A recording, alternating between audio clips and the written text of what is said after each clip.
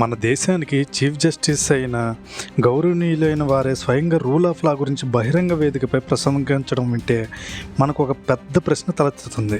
Rule of law అంటే కేవలం మాటల్లోనేంటి, చేతల్లో అవదా అది? సుప్రీంకోర్టు ముఖ్య న్యాయమూర్తి స్వయంగా ఎవరు చట్టానికి మినహాయింపుకారని అంటున్నారు. కానీ నిజంగా మన దేశంలో పరిస్థితి అలానే ఉందా? పెద్ద పెద్ద రాజకీయ నాయకులు, డబ్బున్నవారు, అధికారంలో ఉన్నవారు, వీరికి చట్టం ఒకటేనా? లేదా సాధారణ పౌరుడికి వేరే చట్టం, వీరికి వేరే చట్టమా? మనందరికీ తెలుసు, కేసులు కోర్టులో దశాబ్దాల తరబడి పెండింగ్లో పడిపోతున్నాయి.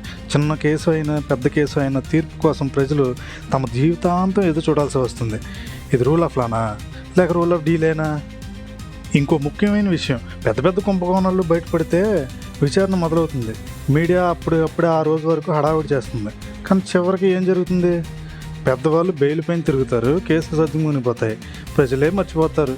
ఇది నిజంగా న్యాయం జరుగుతుందా ఇలాగా? అయితే సిజేఐ గారు బహిరంగ రూల్ ఆఫ్ లా గురించి చెప్పడం మంచిదే, కానీ ఈ మాటల్లో ప్రజలు నమ్మాలంటే న్యాయ వ్యవస్థలో మార్పులు కనిపించాలి. కోర్టు తీర్పులు వేగంగా జరగాలి.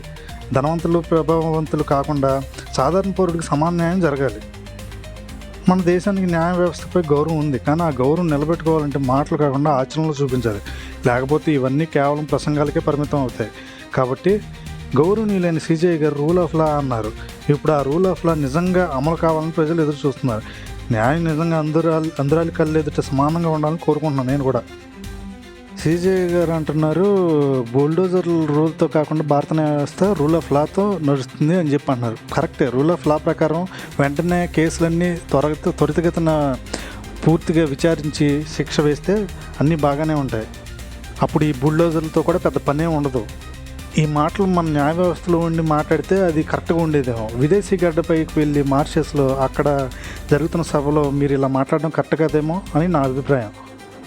ఒక ఉన్నతమైన పదవిలో ఉండి సిజేఐగా ఇలా మాట్లాడడం కరెక్ట్ కాదు అనిపిస్తుంది నాకైతే. ఫ్రెండ్స్, మరి మీకేమనిపిస్తుందో మీ అభిప్రాయాన్ని కామెంట్లో తెలపండి. ఇలాంటి విషయాలని మీరు ముందుగా తెలుసుకోవాలనుకుంటే మిస్టర్ మాస్క్ ఛానల్ని సబ్స్క్రైబ్ చేసుకోండి.